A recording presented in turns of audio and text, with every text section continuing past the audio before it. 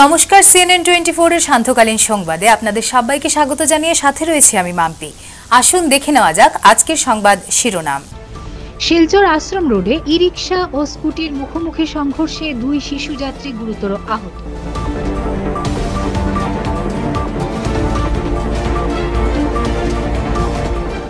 সারা দেশের সঙ্গে শিলচরেও ভক্তিময় পরিবেশের মধ্যে পালিত গণেশ পূজা।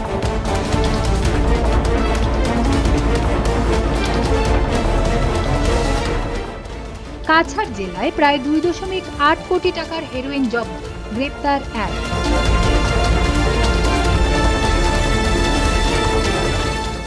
শাহাপুরে সন্ত্রাস ও অগ্নিসংযোগ, হুমকি ভরা চিঠি, গ্রেপ্তার শাহাপুরের ভিডিপি সম্পাদক আকরাম আনসার।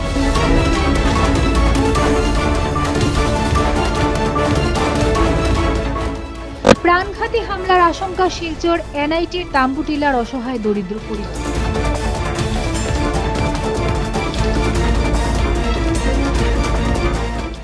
এবার সংবাদ বিস্তারিত।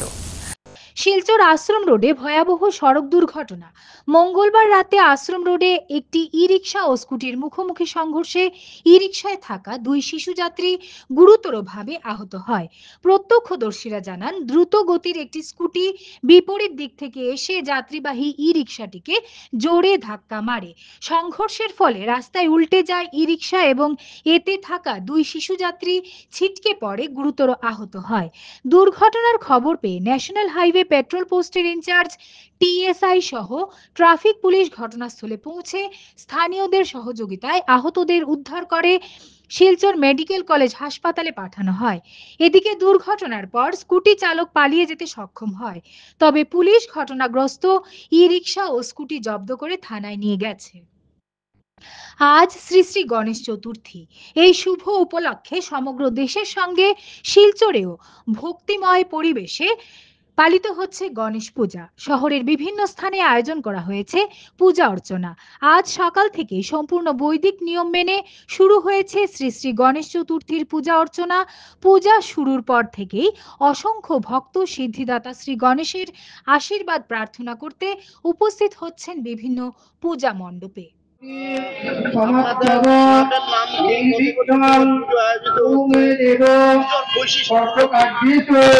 নমস্কার আপনাদের সবাইকে। আমাদের ইদারা যুব সংঘের পক্ষ থেকে আমাদের এবারের পুজো ৫৫তম, অর্থাৎ ১৫ বছরের পদার্পণ আমরা করলাম। এবার আমরা ১৫ বছরের পুজোতে আমাদের অনেক কিছু বাধার সম্মুখীন হয়েছি। আমরা সবচেয়ে প্রথম অবস্থা হলো রাস্তাঘাটের যে স্বল্প পরিসর, সেই অনুযায়ী আমাদের পূজার প্যান্ডেল অনেক ছোট হয়ে গেছে এবার। তারপরেও আমরা সেই অনুযায়ী আমরা শিলচর পিডব্লিউডি পূর্ত বিভাগ, যেটাকে বলে Silchar municipality board, Silchar DC office এবং এসপি অফিস থেকে আমরা পারমিশন নিয়ে আমাদের এই মণ্ডপ আমরা প্রস্তুতি নিয়েছি। মণ্ডপের পারমিশন আমরা পেয়েছি এবং আমরা ১৫তম বর্ষের পুজোতে আজ প্রথম দিন। তো আমাদের বৈশিষ্ট্য এইটাই যে আমরা প্রতি বছরের নয়, এবারও আমরা আজকে তো প্রথম দিন, তো আমরা মোটামুটি ধরুন দিনের বেলা আমরা ৫,০০০ লোকে প্রসাদের ব্যবস্থা করেছি, অন্ন প্রসাদ। সেটা তো জাগার জন্য সম্ভব নয় সবাইকে বসে খাওয়ানোর জন্য, তো আমরা সেটা মাধুরী হিসাবে আমরা সবাইকে প্রসাদটা বিতরণ করব। আমাদের এই ত্রিধারা যুব সংঘের শিলচরের মধ্যে সর্বপ্রথম পূজা আমরা সার্বজনীন রূপে আত্মপ্রকাশ করেছিলাম। তো সেই পূজাটা তখন যেরকম ছিল তার তুলনায় এবার পূজা অনেক অনেক বড় হয়ে গেছে, এটা পরিসরটা অনেক বড় হয়েছে। তো আমাদের এখানে দর্শক সমাগম অনেক বেশি হয়, দর্শনার্থী বেশি হয়। তো পুজোর প্রসাদও সেভাবে আমাদেরকে বাড়ানোর জন্য আমরা চেষ্টা করছি আর কি। তো এখানে মোটামুটি আছে আমাদের ৫,০০০ লোকের প্রসাদের আয়োজন করেছি দিনের বেলা। আর সন্ধ্যার সময় থাকবে সাংস্কৃতিক অনুষ্ঠান। আমাদের স্থানীয় যারা শিশু শিল্পী বা আমাদের স্থানীয় যারা এখানে বিশিষ্ট সঙ্গীত শিল্পী এবং নৃত্যশিল্পীরা আছে, তাদের দিয়ে আমাদের আজকে সন্ধ্যা যে ভক্তিমূলক সঙ্গীত অনুষ্ঠান অনুষ্ঠিত হবে। আমাদের এই প্রোগ্রাম গণপতি উৎসব ৩ দিন হবে। আজ ২৭ তারিখ, ২৭, ২৮, ২৯ ৩ দিন আমাদের পূজা হবে। ৩০ তারিখ আমাদের দশমী হবে। একটা বিশাল আকারে আমরা শোভাযাত্রা নিয়ে দশমী বের করবো, যেটা এই শোভাযাত্রা দেখার জন্য শিলচরে অনেক মানুষ অপেক্ষা করে থাকে। তো সেটা আমাদের ৩০ তারিখ হবে, শনিবার। আর আরেকটি কথা আমি বলতে চাই, দেখুন এটাই ভাগ্যের পরিহাস। আমাদের এবার মূর্তি দিয়েছিলাম আমরা পশ্চিমবঙ্গের শিল্পীদেরকে দিয়ে মূর্তি বানানোর জন্য, কিন্তু এই শিল্পী মূর্তির বায়না নেওয়ার পরে ওনার হঠাৎ ব্রেন স্ট্রোক হয়ে গেছে। তো উনি আমাদেরকে অ্যাডভান্স নেওয়ার পরে সেই অ্যাডভান্স ঘুরিয়ে তো দেয়নি, উল্টা উনি কলকাতা চলে গেছেন ওনার ট্রিটমেন্টের জন্য। তখন আমরা মানে উপায়ন্তর না দেখে আমরা শিলচরের স্থানীয় একজন শিল্পীকে দিয়ে আমাদের এই মূর্তি আমরা বানিয়েছি এবং খুব সুন্দর উনি এই মূর্তিটা আমাদেরকে রূপদান করে দিয়েছেন প্রতিমা পূজার জন্য। তো আমরা এই জিনিসটা বুঝতে পারলাম আমাদের শিলচরের মধ্যে অনেক এরকম শিল্পী আছে যারা প্রতিভাগুলো লুকিয়ে আছে, আমরা বুঝতে পারি না। আমাদের এই শিল্পীদেরকে আমরা এবার মানে এখানে এনে আমরা সবাইকে মানে সম্বোধনা দেবো, সেটা আমাদের একটা পরিকল্পনা আছে। এবার যে শিল্পী আমাদের মূর্তি রূপদান করেছেন উনি আবার হ্যান্ডিক্যাপ বিকলাঙ্গ, অথচ উনি এত সুন্দর আমাদের এই প্রতিমা নির্মাণ করেছেন। উনার নাম শ্রী বিপ্লব আচার্য, শ্যামানন্দ আশ্রম রোড।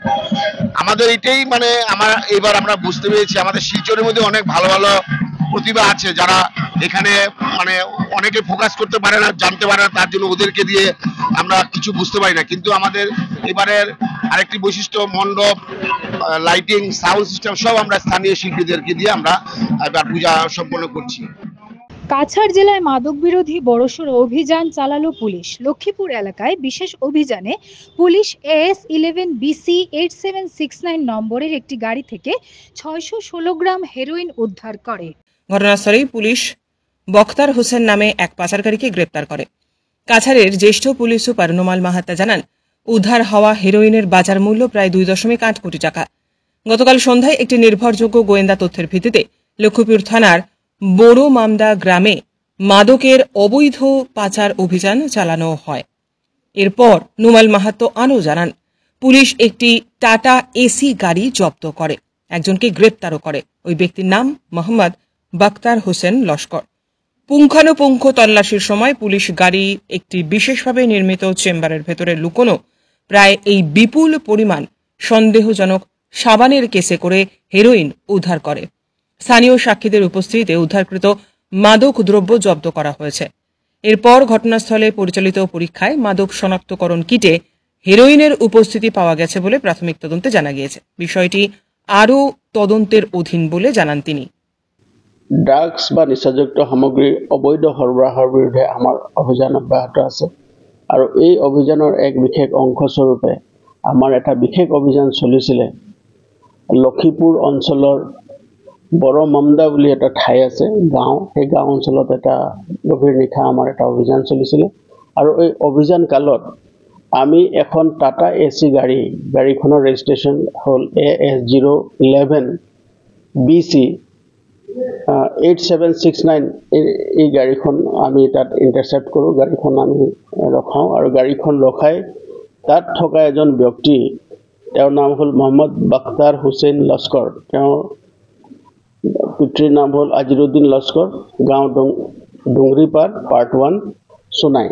তেওঁক যেতিয়া এই মানুহজনক যেতিয়া আমি ধৰোঁ আৰু ধৰি মানুহজনক যেতিয়া আমি খানতালাচি চলাওঁ, সেই গাড়ীখনত বিশেষভাৱে নিৰ্মিত এটা কোঠাত চেম্বাৰ তেওঁ 30টা চাবোনৰ বাকচত নিচাযুক্ত সামগ্ৰী মানে হিৰ'ইন তাত তেওঁ লুকুৱাই আনিছিলে আৰু এই 30টা চাবোনৰ বাকচত থকা নিচাযুক্ত সামগ্ৰী আমি জব্দ কৰোঁ আৰু জব্দ কৰি সেই সামগ্ৰীখিনি আমি স্থলীতে ড্ৰাগ ডিটেকশ্যন কিটৰ জৰিয়তে আমি পৰীক্ষণ কৰোঁ আৰু পৰীক্ষণ কালত ইতিবাচক উত্তৰ পোৱাৰ পিছত আমি গোটেই সামগ্ৰীখিনি ইণ্ডিপেণ্ডেণ্ট উইটনেছৰ উপস্থিতিত আমি গোটেই সামগ্ৰীখিনি জব্দ কৰোঁ আৰু তাৰ লগতে প্ৰাৰম্ভিক তদন্ত আমি আৰম্ভ কৰোঁ আৰু গোটেই সামগ্ৰীখিনি জব্দকৃত সামগ্ৰীখিনি যেতিয়া আমি তাত ওজন কৰোঁ, তাৰ ওজনৰ পৰিমাণ আছিলে 416 গ্ৰাম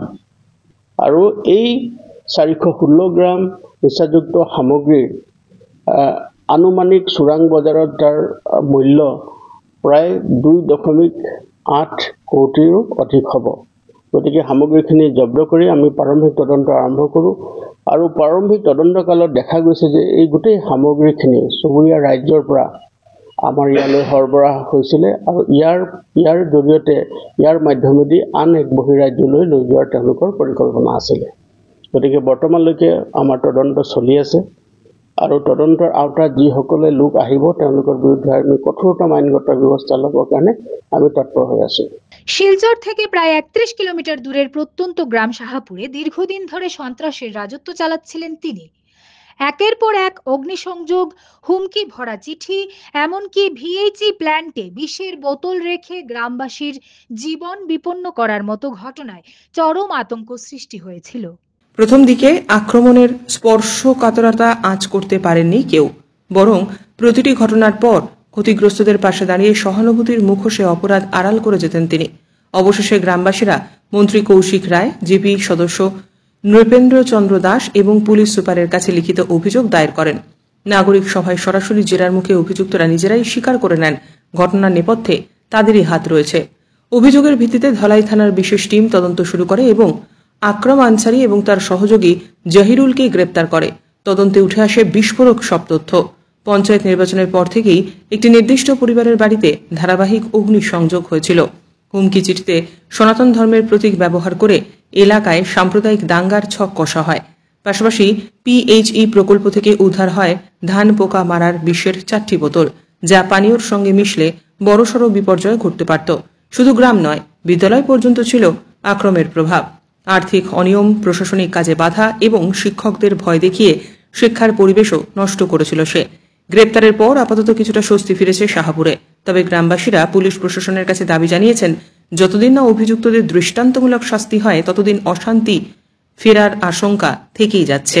2025 ইংরেজি তারিখে আমার দোকান ঘর এবং গোডাউনে যে চাউল আসলো সেটার আগুন লাগাইছে। কে বা কাহারা লাগাইছে এটা আমরা জানি না। পরদিন 4/4/2025 ইংরেজি আরবার আমার এই যে গ্রেজের মধ্যে মেশিন ঘর আসলো, এই মেশিনের বাইক আসলো, অনেক কিছু আসলো। এটার মধ্যে তারা তালা মারিয়া আরবার তারা আগুন লাগাইছে। গ্রামবাসী আইয়া প্রাণ রক্ষা করছে। এরপরে আমি তো কেসে এফআইআর দিছি, পুলিশ প্রশাসন আইছে, আইয়া ইনকোয়ারি করিয়া গেছে। যাওয়ার পরে কোনো সন্ধান পাইনি। কিছুদিন পর আরেকটা লেটার আমার এই দোকানের পাশে পাইছি। এটার মধ্যে ওম লেখা, চিঠির মধ্যে স্বস্তিকের চিহ্ন আছে।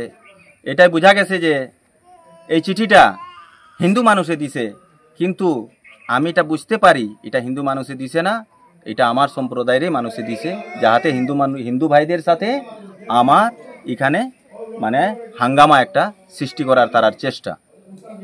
এরপরে আমার বিজয় কাকুর গেটের মধ্যে একটা চিঠি এবং পিএইচিতে একটা চিঠি। এই চিঠি পাওয়ার পরে আমরা এই জিপির জেলা পরিষদ শ্রী নৃপেন্দ্র চন্দ্র দাস তার কাছে আমরা গেছি। তাই নাইসই না ইয়া এখানে একটা করিয়া আমরা প্রত্যেক রবিবারে 3 দিন আমরা মিটিং করিয়া বুঝা গেছে না।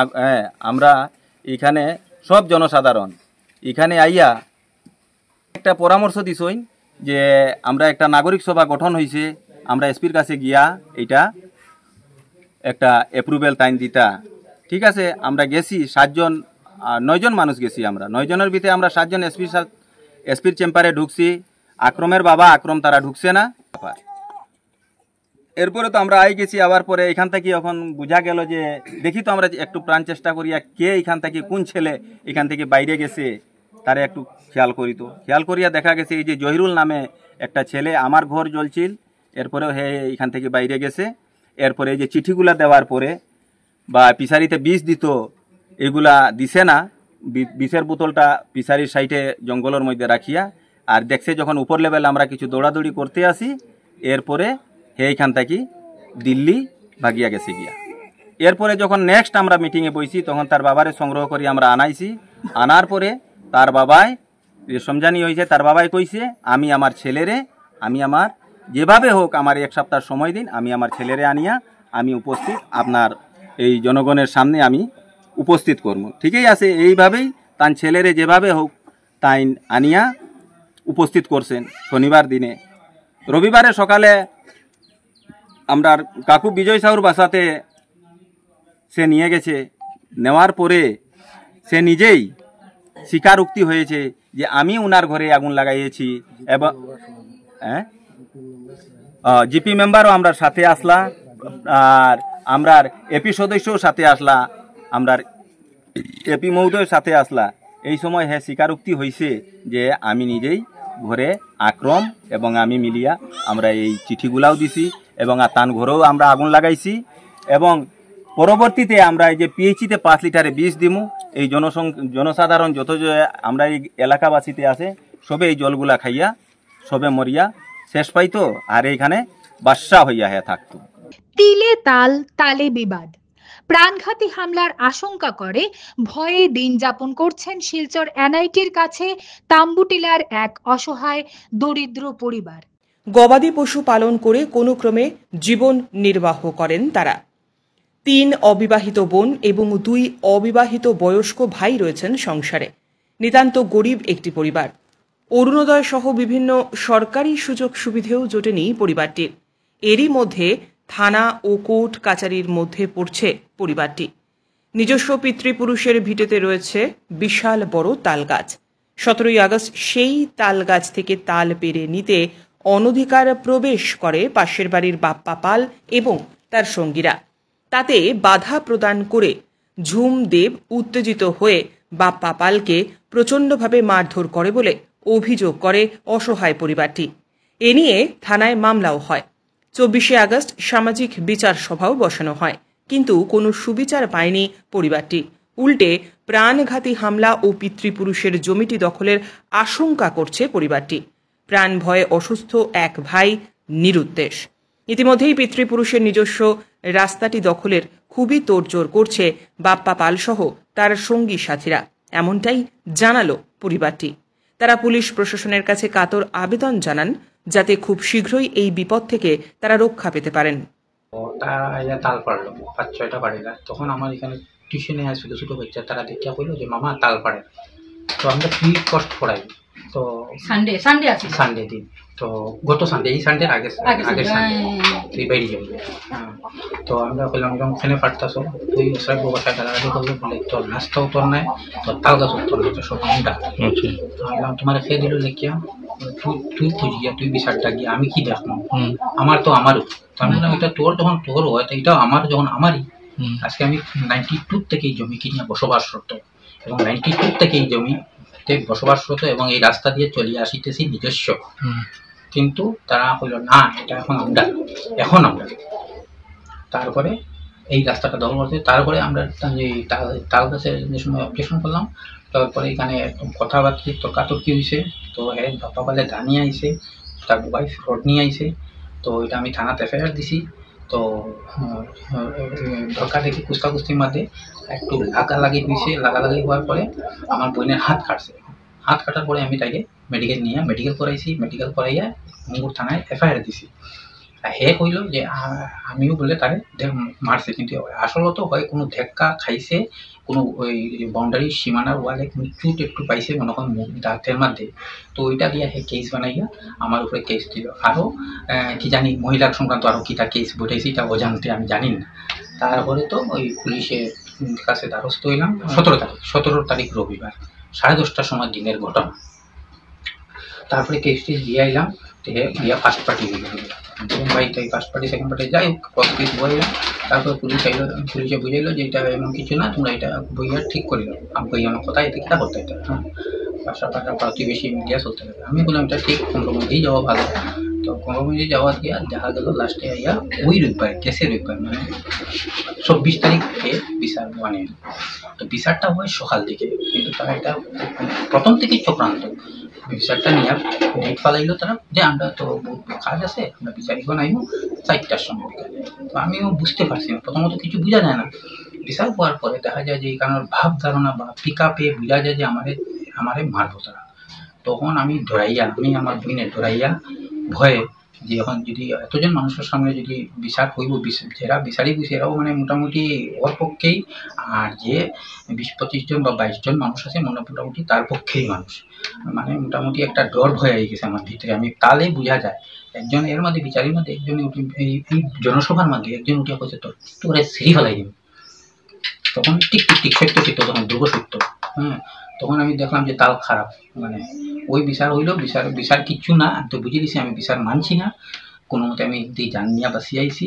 তারপরে তারা কই দিল কই থেকে সিগনেচার হয়েছে কিটা জানি না, বলে কম্প্রোমাইজ কইয়া নিয়ে দিলেছে থানাত কম্প্রোমাইজ। আমরা বলছি যে আমরা কম্প্রোমাইজে না, আমরা এখানে ইয়ে করে দিছি, এটার বিচার মানছি না। তা না না না, তুমি কম্প্রোমাইজ হয়ে গেছে, তোমার ভাই রাখো আইয়া বোন রাখো আইয়া কম্প্রোমাইজের সিগনেচার মারিয়া যেহেতু আমরা বলছি না দিতাম না। বলছে তো তোমরা এখন কোনো কিছু আমরা এটা শুনতাম না। তখন বললো শুনতো না, আমরা আমরা যে বিচারে মানছি না, এই কাগজটা হই বলে না, এটা কাগজে দেওয়া হইতো না। তখন আমরা গিয়া শিলচর এসপি অফিসে গেছি, গিয়া দিছি কাগজ যেটা বিচারটা, যাতে আমরা কোর্টে যাই। কোর্টে গেলে সত্য মিশা কোর্টে ম্যাজিস্ট্রেটে বিচার করবো, কারণ পঞ্চায়েতের এখানে তো লাভ হয়েছে না আমার। আর যে পঞ্চায়েতে বিচার করছে এখানে কোনো পঞ্চায়েতও নাই, একজন মেম্বার, এটা অন্য ওয়ার্ডের মেম্বার, আমি হলাম 5 নম্বর ওয়ার্ডের মেম্বার। আর মেম্বারও আমার এখানে আসলো না। মেম্বারটা আমি ফোন করলাম যে ভাই মেম্বার, ভাই তুমি আই আমার বিচারে উপস্থিত হও। কইল না আমি আজকে পারতাম না, বিয়াত। প্রথম দিন আমি যখন আমার থানার নাম গেল, তখন কইলাম ভাই এটা তুমি আইও একটু থানার মাঠে গিয়ে বুঝবে। তখন কইলো না আমি থানায় যাই নাই, যাইতাম পারতাম না, আমি থানায় যাই না আমার মেম্বারে 5 নম্বর ওয়ার্ডে। তখন আমি বাধ্য হইয়া মানে কিতা করতাম কিতা না বুঝিয়া পেলাম না, এইসব বিচারে কালা বিচার করিয়া মানে আমাকে মানে তারা চাইতেছে যে কোনো মতে যাতে জমিটা রাস্তাটা সংগ্রহ করে রাখা যায়। যদি রাস্তা আমি নিতে কি পারি, অটোমেটিক আমার কাছে জমি সারেন্ডার করবো, কারণ তার তো যাওয়ার রাস্তা নেই, কেউ কাছে ব্যস্ত করতো না। এই তারা কালা চক্র। ওই যে আমার রাস্তা কিনারে আরেকটা 100 স্কোয়ার ফুট জমি কিনছি, ওইটাও হয়ে দাবি করতেছে, এটাও বলে তার জানতাম। তো এই তারা বিরুদ্ধে 2-1 বার থানা তো বিচার আছে, কেস আছে, আমরা এগুলা জায়গা থেকে দূরে সরিয়ে থাকি। আজকের সংবাদ এই পর্যন্তই, ধন্যবাদ।